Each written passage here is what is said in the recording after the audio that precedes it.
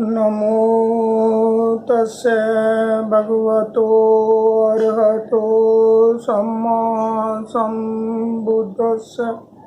नमो तस्से भगवतो अरहतो सम्मा सम्बुद्धस्से।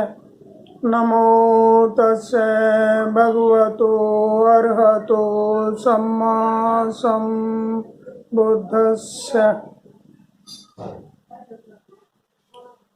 आज हम धम्मपद के प्रथम और द्वितीय कथा के विषय में बात करेंगे। ये कथा, प्रथम कथा श्रावस्ती में जेतवन में भगवान बुद्ध ने चक्षुपाल भिक्षु को दी थी, और द्वितीय जो गाथा है वो भी श्रावस्ती में ही भगवान बुद्ध ने नगर में मठ कुंडली नामक व्यक्ति को दी थी। दोनों जो गाथाएं हैं ये यमक है, यमक वग्गों से ली गई है। यमक मीन्स एक, यदि ये हाथ है तो इसके सामने ये है, बिल्कुल एक दूसरे के अपोजिट और सिमिलर, एक दूसरे के विरुद्ध में, अपोजिट में, लेकिन एक जैसे समान। यदि आप ऐसा करेंगे तो ऐसा होगा, ऐसा करेंगे तो ऐसा नहीं होगा। इस प्रकार से भगवान बुद्ध ने यमक वग्गों में गाथाएं दी हैं, और उनमें से आज हम सिर्फ 2 के विषय में बात करेंगे। पहली है मनोपबंगमा धम्मा मनोसेठा मनोमया मनो मनसा च पदुठेन भास्ति वा करोति वा ततोनं दुख मन वेति चक्रम वहा तो पदं। और द्वितीय है मनोपबंगमा धम्मा मनोसेठा मनोमया मनसा च पसनेन भास्ति वा करोति वा ततोनं सुख मन वेति छाया व अनपायनी। ये भगवान बुद्ध की 2 गाथाएं हैं, और बहुत ही सिंपल से शब्दों में भगवान बुद्ध ने थे चक्षुपाल और मठ कुंडली को ये समझाए थे। इनके समझाने का सार सिर्फ इतना ही है कि भी आप जो भी कार्य अपने मन से करते हैं, अपने चित्त से करते हैं, वैसा ही कार्य आपके भाषा में, आपकी काया में परिलक्षित होता है। आपका मन जो है ना, बिल्कुल श्रेष्ठ है, वो ईश्वर प्रथम है। सभी धर्म, सभी धम्मा, सभी फिनोमिना, सभी कर्तव्य मन के बिना नहीं हो सकते। मनोसेठा, मनो ही सर्वश्रेष्ठ है। मनोसेठा, मन ही सर्वश्रेष्ठ है, मन ही उत्तम है। मनोमया, सब कुछ मन में ही है। मनसा च पदुठेन, मन के पदुठेन यानी कि बुराई मन में आ जाए तो आपके काम करने में, यदि आप मलिन मन से, आप कुचित मन से कोई भी कार्य करते हैं, तो आपकी भाषा में, यानी कि आप गालियां देते हैं, आप किसी का बुरा करते हैं, उसको लठ मारने के लिए कहते हैं या किसी तरह का बुरा करने के लिए कहते हैं, ये आपकी भाषा पे परिलक्षित होता है, वह आपके कार्यों में परिलक्षित होता है। तत्वनं दुख मन वेति चक्कं वहति पदं। और यह उसी प्रकार से है जिस प्रकार से एक बैलगाड़ी के में लगे हुए बैल के पीछे जो गाड़ी के चक्के हैं, वो बैलों के पीछे पीछे जाते हैं। यदि बैल सही दिशा में जा रहे हैं, यदि बैल सही दिशा में जा रहे हैं, तो चक्के भी सही दिशा में जाएंगे। इसको आज की डेट में हम ये भी कह सकते हैं, जिस तरह से रेलगाड़ी का इंजन के पीछे 20 डब्बे लगे होते हैं, वो जिधर इंजन जाएगा पीछे पीछे चले जाएंगे। यदि इंजन गलत दिशा में जाएगा तो आपके डब्बे जितने भी पीछे लगे हैं वो भी गलत दिशा में चले जाएंगे। इंजन जंगल से जा रहा है तो डब्बे भी जंगल से जा रहे हैं, इंजन पुल पे से जा रहा है तो डब्बे भी पुल पर से जा रहे हैं। तो आपका मन जो है ना, मन ही जो है ना वो ही श्रेष्ठ है। यदि मन में आपने कुशित मन से, अपने मनिल मन से कुछ भी कार्य करेंगे तो वो आपकी भाषा में, वो आपके कार्य में परिलक्षित होगा। यदि आप अपनी भाषा को सुधार लेंगे, अर्थात पसनेन भास्ति वा करोति वा, मन से च पसनेन भास्ति वा करोति वा, यदि आप शुद्ध मन से, स्वच्छ मन से किसी कार्य को करेंगे तो वो भी आपकी भाषा में, आपके कार्यों में परिलक्षित होगा। आपकी भाषा शुद्ध होगी, आपको सामने वाले, यदि आप सामने वालों को प्यार से बात करेंगे तो वो भी आपसे प्यार से बात करेगा। यदि आप उसको गलत बातें करेंगे, उससे झूठ बोलेंगे, उसके साथ मिथ्याचार करेंगे तो वो भी सामने से भी आपको अपने कर्मों में, अपने भाषा में, आपकी वाणी में, आपके हाथों से, आपकी काया से उसी तरह के कार्य होंगे।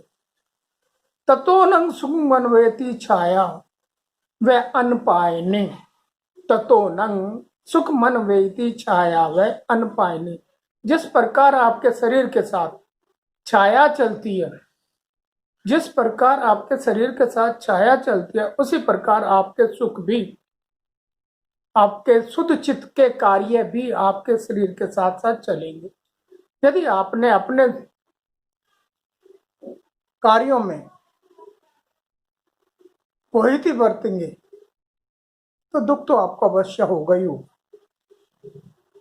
इसमें आपको किसी प्रकार के भी प्राकृतिक रूप से, ये एक प्राकृतिक एक नियम है, इसमें किसी भी प्रकार का कोई भी आपको प्रकृति की तरफ से छूट नहीं। आप जब भी ये कार्य करेंगे, शुद्ध मन से करेंगे, दूसरे का भला चाहेंगे तो उसका भला अवश्य होगा, उसका भला होगा तो आपका भला होगा। मनुष्य एक सामाजिक प्राणी है। यदि वो परिवार में एक दूसरे के साथ दुर्व्यवहार करेगा तो परिवार के लोग भी उसके साथ वैसा ही कर बर्ताव करेंगे। यदि परिवार वाले एक परिवार नहीं सुधार सकते तो समाज परिवारों से मिलकर बना है तो सारे परिवार जो है ना उस तरह से बिगड़ते चले जाएंगे। इस तरह से देखते देखते आपका सारा संसार जो है कुशित हो जाएगा और आप लोग दुख में जीवन व्यतीत करने लगेंगे। आप अपना एक दूसरे के साथ में किसी न किसी प्रकार से कुशित मन के साथ रहेंगे और अपने दुखों को दिन प्रतिदिन वृद्धि करते रहेंगे। और ये दुख इस तरह से वृद्धि करते करते एक दिन ऐसा आएगा कि आपका शरीर जब अंत काल के समय आएगा तो उस समय आपको सब परिलक्षित होंगे। आपको सब कुछ ऐसे दिखने लग जाएगा जैसे ये घटनाएं, आपका काल चक्र चलना शुरू हो जाएगा कि आपने किस समय कैसे अपने जीवन में किस किस तरह से लोगों को परेशान किया था, किस किस तरह से आपने जीवन में झूठ बोलकर अपना परिवार को, अपने आप को बचाया था। इससे आपका भला होने वाला नहीं है। अब जितने भी कार्य होते हैं वो कार्य होने के पीछे भी हमारे 6 इंद्रियों का बहुत बड़ा हाथ होता है।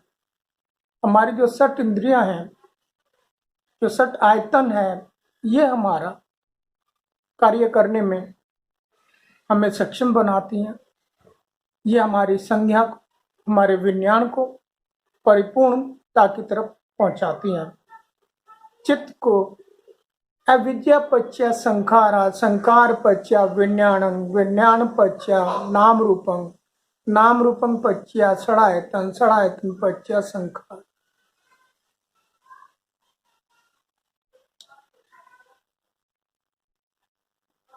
तो इस प्रकार आपके कार्य एक के बाद एक बढ़ते चले जाएंगे। यह समझ लीजिए कि आप जिस तरह से प्रोजेक्टर से प्रोजेक्टर पीछे लगा होता है, उसमें से आने वाली पिक्चर एक पर्दे पर बनती है। आपके मन में जो पिक्चर बन रही है,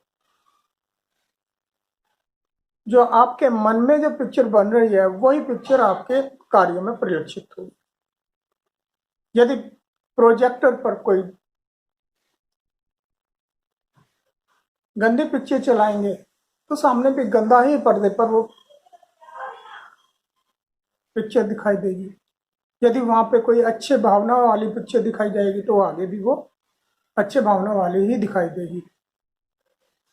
तो इस प्रकार हमें जो हमारी 6 इंद्रियां हैं, अर्थात घ्राण, जिह्वा, श्रोत, चक्षु और काया, और छठी जो इंद्रिय हमारी है वो है चित्त।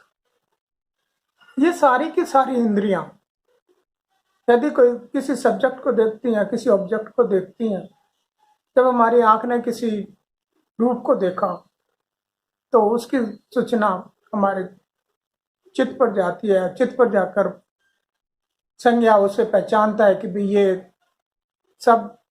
ये रूप अच्छा है या बुरा है, इसका एनालिसिस विज्ञान करता है।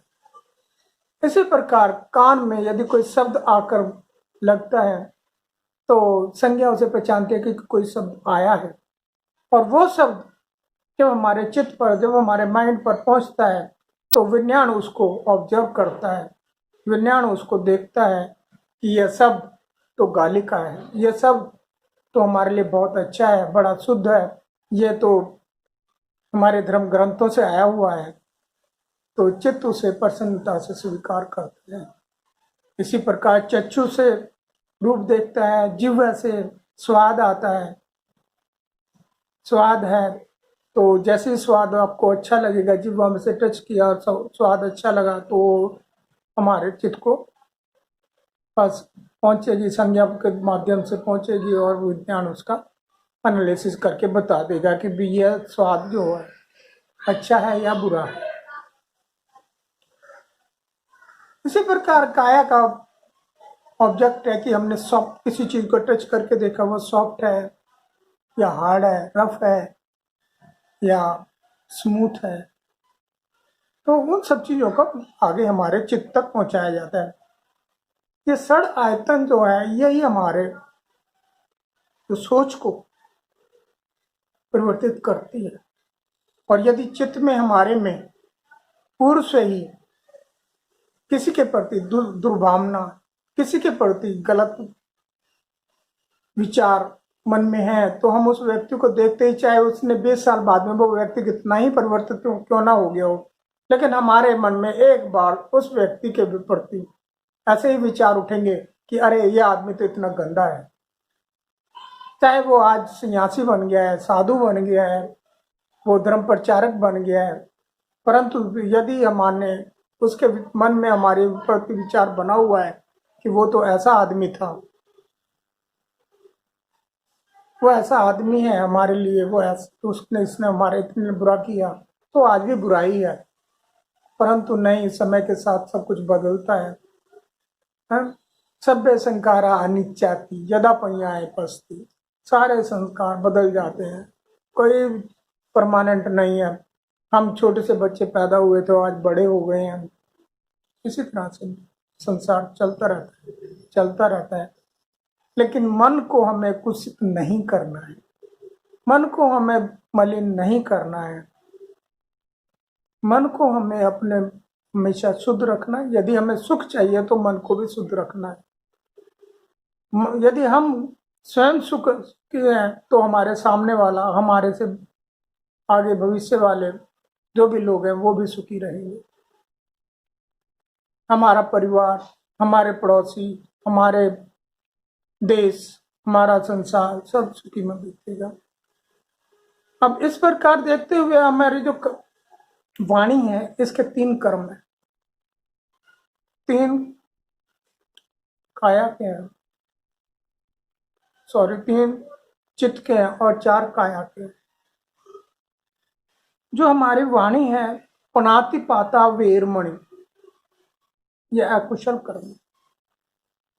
अनात्ति पाता वेरमणि, अदिन्ना दाना वेरमणि, मिच्छाचारा वेरमणि, ये सब जो काम कार्य है हमारे, यानी कि हमें हत्या नहीं करनी,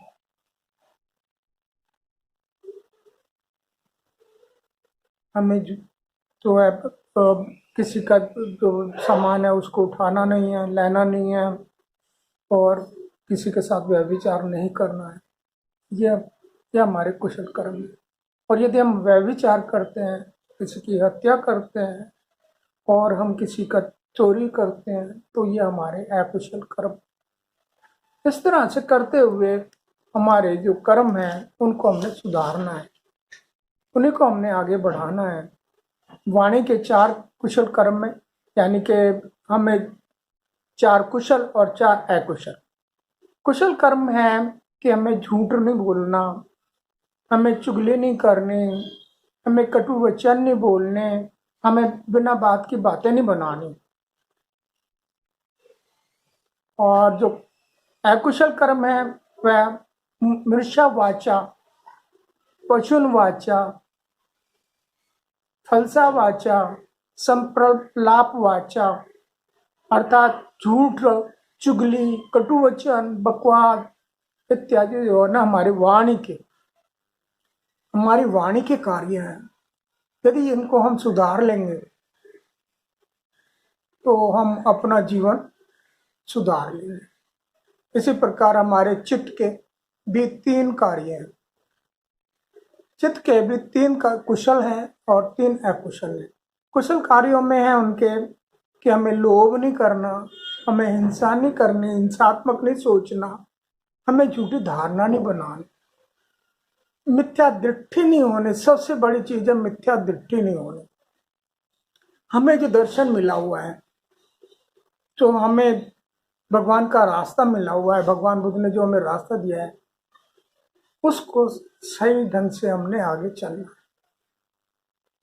उस पर कदम दर कदम बढ़ते जाना है, उसे सही ढंग से आगे करना है।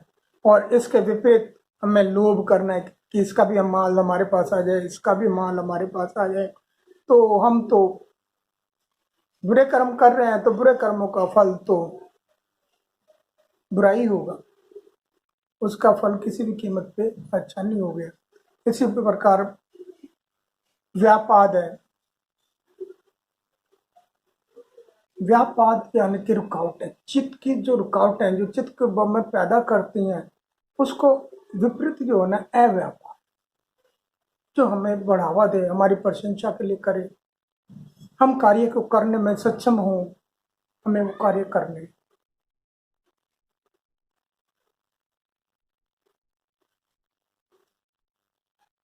मिथ्या दृष्टि तो हमने बिल्कुल रखनी ही नहीं है। मिथ्या दृष्टि जो है हमारा अकुशल कर्म है। और इन सब चीजों को जानने के लिए, इन सब चीजों को करने के लिए, इन सब चीजों का जो प्रतिफल है वो हमें मिले, उसके लिए हमें विपश्यना का सहारा अवश्य लेना पड़ेगा। विपश्यना साधना हमें सीखनी पड़ेगी। विपश्यना साधना का अभ्यास हमें दिन प्रतिदिन करना पड़ेगा, निरंतर करना पड़ेगा, तभी हमें फल फूलित होंगे। अन्यथा हजारों बार, लाखों बार मनोपुबुंगा धम्मा मनोसेटा मनोमया करते रहेंगे, उसका कोई लाभ हमें नहीं होने वाला। वो लाभ हमें नहीं मिलने वाला जो लाभ हमें विपश्यना से मिलेगा। विपश्यना के लिए हमें यदि लाभ पाना है तो विपश्यना साधना को सीखना होगा, दिन प्रतिदिन निरंतर विपश्यना को करना होगा, तभी ये इन सब चीजों का जानने का, पढ़ने का हमें तभी फायदा। अन्यथा ये सब जो किया हुआ कार्य है कि हमने पढ़ लिया, किस समय पढ़ने से हमें इतना लाभ नहीं होने वाला। हमें विपश्यना साधना सीखनी है, उसी का अभ्यास करना है, उसका अभ्यास करने के पश्चात ही हमें लाभ होगा।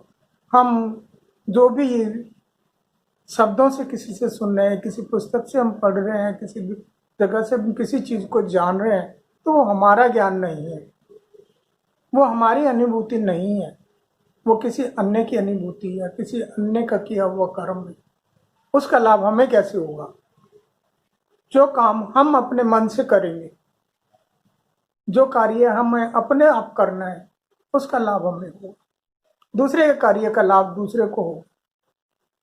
जिस व्यक्ति ने पुस्तक लिख दी है आपके लिए, एक उसने रास्ता बना दिया, उसने आपके लिए एक माध्यम बना दिया है। उस माध्यम को आप जानकर आप अभ्यास कीजिए।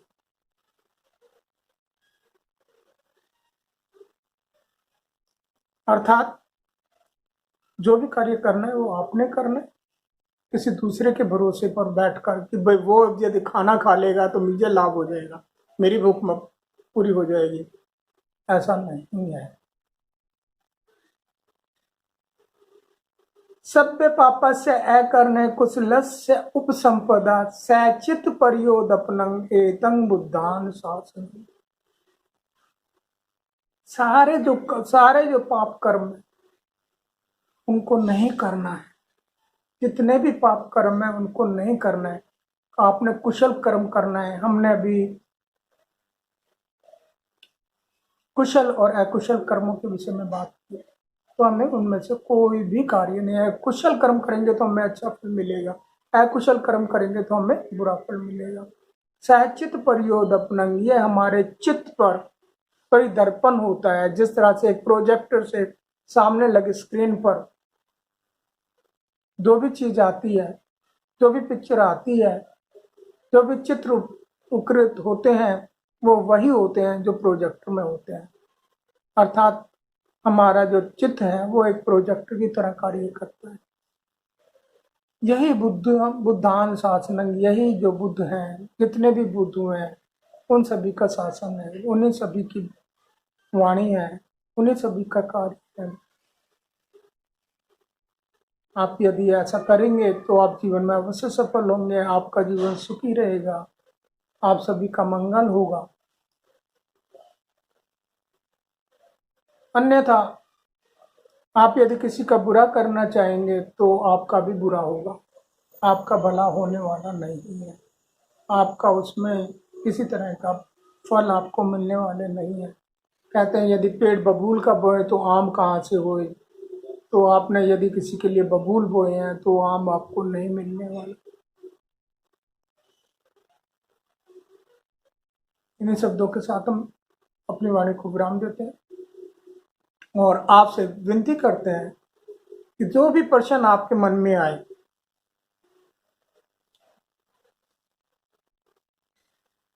इस वीडियो के प्रति, जो इस वीडियो में बताया गया उसके प्रति, या कोई भी पर्सन आए मन में कि भाई उसके करने से वो ऐसा है, वो इस तरह से है, वो सच है, ये गलत है, तो उसको हमारे कमेंट बॉक्स में अवश्य लिखिए। दूसरा, आप यदि ये वीडियो पसंद आए तो इसको लाइक करिए, शेयर करिए अपने फ्रेंड सर्कल में, अपने दोस्तों में, अपने परिवार में, अपने सभी संबंधियों में, अपने दोस्तों में, और सब्सक्राइब करें हमारे इस चैनल को। बेल आइकन दबाना ना भूलें, जिससे कि हम हमारी जब भी वीडियो आपके पास आए, हम नए नए भगवान बुद्ध के धर्म से, हम ये बौद्ध धर्म के जितने भी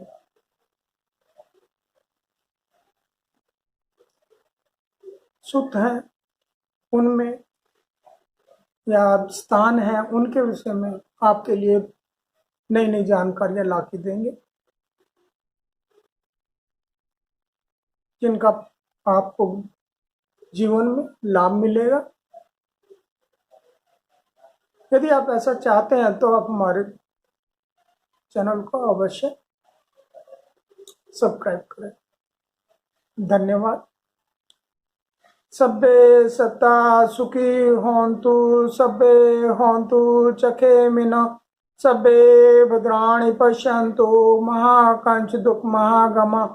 सब्बे सत्ता सुखी होन्तु, सब्बे होन्तु चखेमिनो, सबे भद्राणि पश्यन्तु मा कञ्चित् महागम सबे सता सुखी होन्तु सबे होन्तु चखेमिनो सबे भद्राणि पश्यन्तु मा कञ्चित् महागम साधु साधु साधु बहुत सभ्य मंगल।